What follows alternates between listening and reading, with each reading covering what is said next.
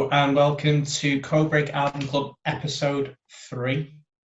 I did not think we would get to this point, but we have. It's good or bad, we don't know. So I'm going to introduce myself. My name's Carl Miller. I am the person responsible for the vocal noises in our band. Gareth, would you like to introduce yourself? Yep, Gareth Irons, Sonic Youth are in my cooler. I play the electric bass. Andy Hyam. Timpani. I'll go for this week, yeah. And Gary? Gary Bagley. Person that stands with the back to people. Cool. Only going to play live, though. Yeah. So this week, it's Gareth's choice for an album to look at. So over to you, Gareth. Thank you, Carl. This week's album is Orange by the Jon Spencer Blues Explosion. They consisted of Jon Spencer himself on guitar and vocals, who had previously played in the seminal 80s garage band Pussy Galore, also played in Boss Hog, also Judah Bauer, who is also on guitar and less vocals, and Russell Simmons on drums. The Blues Explosion grew out of another Spencer project, which was called the Honeymoon Killers, but soon took on a life of its own. Orange was their third album. It was released on Matador Records. That was a great label, by the way. On October the 12th, 1994, and it was voted the NME's 16th best album of that year. Just to give you some context of what was going on in the UK charts at the time, the top 5 for that year were Definitely Maybe, Park Life, Ill Communication, Nirvana Unplugged, and Manic Street Preachers with the Holy Bible. So that's what was going on, and also this. I'm going to go to Carl first. What did you reckon? Mixed one for me this week. They were a band I'd always heard about, but I'd never really checked out because A, I always thought I wasn't cool enough to listen to a band like this, and B, I never had long enough hair or hair that I could grow long enough, and I don't look very good in a denim jacket or a leather jacket, so I kind of was always a bit like, I'm not sure. But I enjoyed it. I did enjoy it. I particularly enjoyed a couple of tracks. First impressions were it seemed very improvised. Like it was almost like a lot of the songs felt like jam sessions, but had sort of been melded into a 3 or 4 minute song. It's almost like this like pawn shop guitar sound to it. Like this band had just found their instruments somewhere, like in a back alley or something. I'm like, let's start a band and just make a load of noise. Definitely, obviously, with the name, the Jon Spencer Blues Explosion, there's a big blues influence on it, and you can definitely hear that. And there's, sort of a big Bo Diddley influence, I thought, and also a lot of like 60s sort of proto-punk bands. Was definitely like the 13th Floor Elevators and stuff like that. You can definitely hear that in it. I preferred the songs that were faster, and I don't know if that's just me, and generally it's not. I generally enjoy songs that are sort of slower and more dense. There's a song called Dang, which I thought was very good and very chaotic, and there's also another song called Sweat. And I always find with these sorts of bands like this who mention their own names a lot in their songs. It's also more like it reminds me of like rappers, like shout outs to their own name. So I enjoyed it.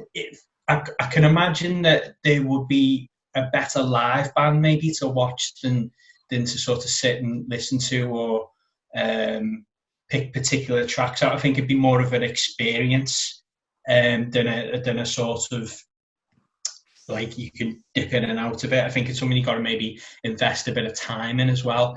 So yeah, I enjoyed the record. From what I read as well, their influence was quite big at the time, and it was definitely sort of, as you say, what was going on. It was different sounding to the likes of the whole Britpop thing and the Manic Street Preachers and stuff like that. And also, I believe it influenced a lot of rappers, which I read up on. But apparently, the Wu-Tang Clan are very big fans of the Jon Spencer Blues Explosion, and I think one of them may have contributed to a track in the sort of reissues and remixes of this particular record. So, yeah, good, pretty good. Yeah, they're my thoughts on it. Excellent. Okay, Gary, what do you reckon? So I think a lot of the stuff I'm going to say is probably going to echo some of the stuff that Carl said. Actually, I first heard Jon Spencer Blues Explosion just about when Acme came out. So I'd kind of started hanging around with people when that came out that were into them, and obviously again, kind of being that kind of bluesy, rock and rolly kind of sound to them, and apart from. Because I was kind of moving more towards kind of listening to post-rock and post-hardcore a lot more around then, it was something that kind of passed me by a bit. I mean, other than Rock from the Crypt, I think they were the only kind of rock and roll sounding band that I kind of kept up with, really. But because it was new to me and it was less song structured, it was kind of, it's quite funny because you were saying about, like a few weeks ago when we did the Q&A about how you don't like jamming, but these are very jammy kind of songs. They sound like they're just jamming out a riff, and so to me, it did kind of just pass me by a bit, and it didn't really grab me enough to kind of pay any attention to it. And I had heard like other bands, like adjacent bands, like a couple of tracks from Boss Hog and Pussy Galore. I say I've got a Pussy Galore album, which I'm going to give to Gareth after this. But again, it was always stuff that was like, it's okay, it's all right. It's kind of just passed me by a bit. And the first run through of this, when I was listening to it, I had a similar kind of feeling to it. Apart from obviously when you first hit play, my first thought was, oh, this is the song from Baby Driver, from the first scene in Baby Driver, and the use of that song is brilliant for that scene. It kind of, obviously because it's been edited to match the song, it just really kind of melds well.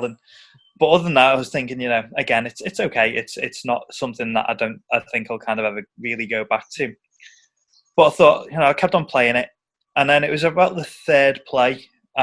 It got towards the end, and I was just like, I started kind of tapping along with me. My feet were tapping a lot more, and I was kind of tapping my fingers to the drums a lot more. And I was actually thinking, I know these songs now. These are actually, they've sunk in. They have actually kind of grabbed me, and I've actually listened to it. I must have listened to it half a dozen times now, and I do really enjoy listening to it now. I do think it is an album. It's not a song album. There are, like Carl said, there are some songs which are kind of stand out.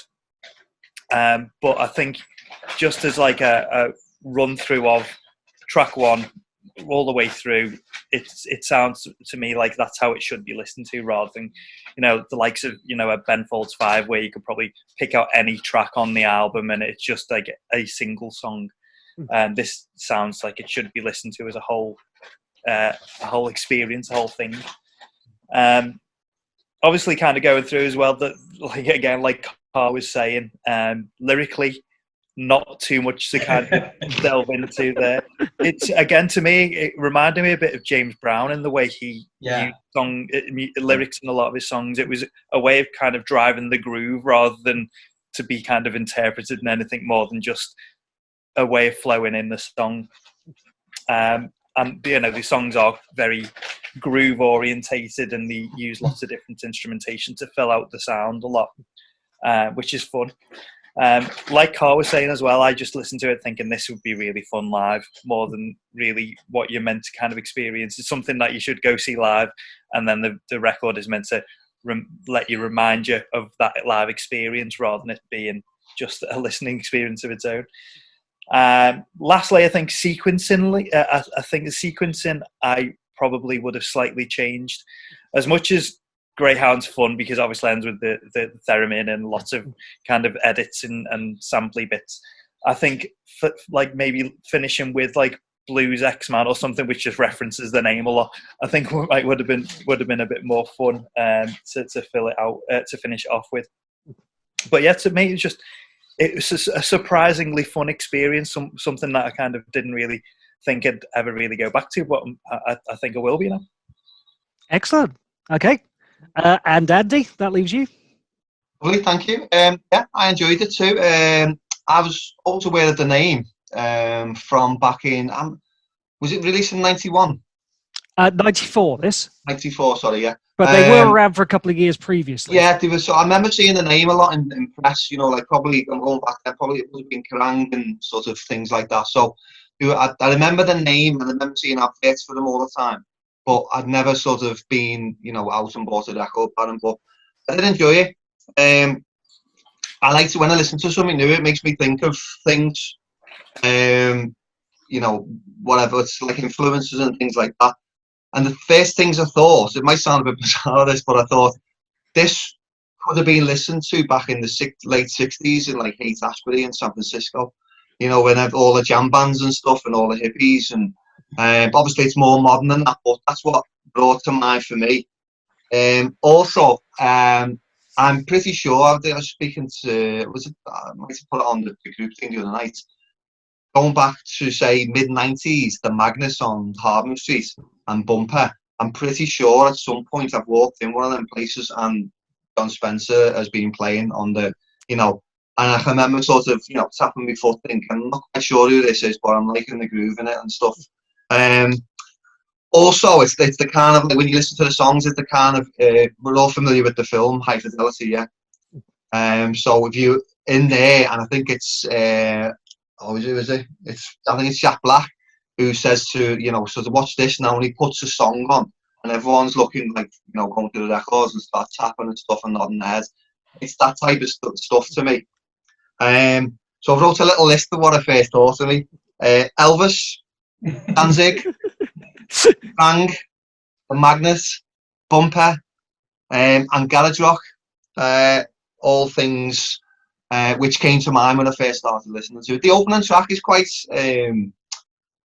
it's quite out there. Well, all the songs are out there, but the opening track, but it's like orchestration things in there and stuff, and that threw me off a little bit from what was to come after that.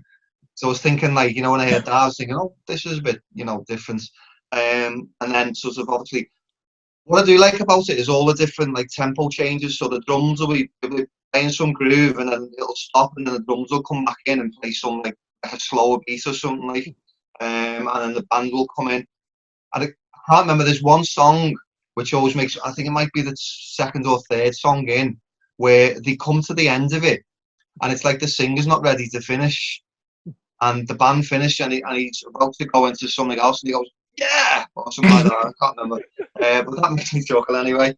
I do like the sound of the drums, a really dry sound on the drums. And there was a song at the very end. Is it Greyhound? Is it?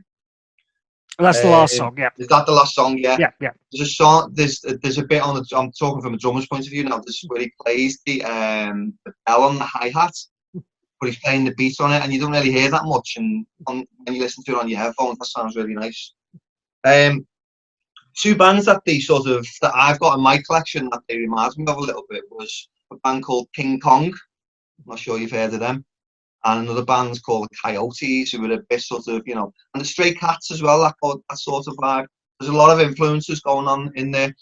And I think they've obviously had a lot of fun in the studio.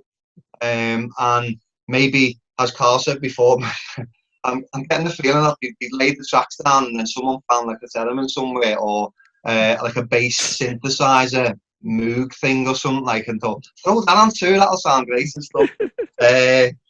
But I do like it. It's pretty good. What else was I going to say? Oh yeah, I think Gary mentioned this before. It's like a jam, but they're like, it's quite tight and stuff, but it sounds like, to me, like we could go off the rails at any moment. It could all go horribly wrong, but it never does. And I suppose that's like, sort of a nod to their, like, hats off to their musicianship. But it always sounds like it's about to go like insane, but they just draw it back at the last minute. Anything else? I do like that. I can't remember what song it is because I haven't memorized the song list. But there's one where he's talking to someone. I think it's one near the end, and someone keeps saying, "You got the flavour." Yeah, That's that called made me flavour. struggle as well. I quite like that. So yeah, all in all, a good solid album. I've enjoyed it. I've been going out walking and listening to it on my headphones for the last, I'd say, well, since the last week since we mentioned it. So yeah, it gets a thumbs up for me. But yeah, influences all over the place, but a good solid. I'm not sure. I'll be honest. I'm not sure I go out and buy any albums by them, but I have enjoyed listening to it this week. Excellent. Okay. So taking you back a bit, I got the album on the strength of Bell Bottoms, which is obviously the first track, and that was a single that was being played on Radio 1, probably John Peel, possibly Evening Session, and also Afro, which was the lead single from the previous album, which is called Extra Width. And those are both like kind of immediate sort of, well, when you take the orchestration off the front of Bell Bottoms, obviously, as they did for the single version, they're sort of immediate hits, kind of rock and roll, full throttle from the word go. And I don't really think there's anything else like that on this album except maybe Dang. Like the rest of them are a more measured pace. And because of that, it actually took me ages to get into this album. I'd say at least a year and a half of like occasional listens to go, oh, hang on, no, this is starting to fall into place for me. So good, well done for getting yourselves up to speed in a week, because I obviously couldn't manage that. There's a bit in the middle where we were talking about the sort of pacing and sequencing, where the pace really drops out of it. It's across Cowboy, Orange, and Brenda, the three songs. And I used to look at that as a bad part of the album, like almost a skippable part of the album. But as time's gone on, again, that's grown on me, and it's good to sort of get the. It's like I think you said, Gary. It's an album. It's not you don't jump into sort of the middle or grab a track here and there. You're almost there for the 45 minutes really. I hope it's 45 minutes long because I haven't actually checked that. So there we go. It is about yeah, it is. Yeah. Brilliant. I do love a bit of swearing, so Full Grown is a favourite of mine, which for those who haven't heard it is largely the F word repeatedly shouted, and brilliant use of cowbell as well. Could have used more cowbell, but then what couldn't? Flavour and Greyhound at the end of the album. It's a weird ending, like you say, Gary. It's kind of it almost like falls off. Not necessarily like the quality doesn't fall off, but it's like it just sort of peters out a little bit, I suppose. Flavour, the person who they're talking to on that is Beck. It's actually Beck rapping down the phone. I did read that. And it's weird to hear somebody sound like they're on the phone these days as well, because almost nothing does sound like that these days. It's such as the clarity of phone lines. So yeah, I really like it. It's got a sort of a made with love on a budget kind of feel to it. I think you're all right. I think live was the right place to see the Jon Spencer Blues Explosion. They never really captured that on any of their albums, I don't think, including the live album, bizarrely. But yeah, they were well worth seeing. So I had this. I was listening to a lot of Britpop at the time. As well, you heard the albums earlier that the NME were raving about. I was raving about at least some of those. So I was listening to Orange and Rocket from the Crypt, Scream Dracula Scream around the same time, and they were like the two oddities in my record collection of like those two American bands that I'm sort of allowed to like. But that turned into, within the space of about 3 to 5 years, everything I was listening to. So from there, it's a bit of a jump. It's a fair jump from this to, say, the Stooges or the MC5 or the Mysterians or something like that, but it's not as much of a jump to Makeup or Guitar Wolf or Dirt Bombs and kind of, bands. They were almost like a gateway band, if you see what I mean. I wouldn't have got into that if it wasn't for these two. And bizarrely, a British band called Goldblade, who were also doing a sort of a straight up rock and roll kind of sound at the time. So yeah, it was, and then there's acts like Brassy, which have actually got Jon Spencer's sister in, and Demolition Doll Rods and Andre Williams, who were bands I either saw supporting Jon Spencer Blues Explosion or because of Jon Spencer Blues Explosion. So yeah, this has a lot to answer for in terms of who I've become in terms of my musical taste. So I love it. I know it's flawed, but yeah, it's always going to be where I started. My journey into garage rock, really. So that's what it is for me. Cool. Right. Okay. So we'll each pick our two favourite songs on it. So I'll go first. Mine are, I think I mentioned them, Dang and Sweat. I like Dang because it was fast and it was chaotic. And I like Sweat because they mentioned their own name in it. So it is the sweat of the Blues Explosion, which I thought was quite a good line in it. Gary? My two favourites are Bell Bottoms and Full Grown. Okay. Andy?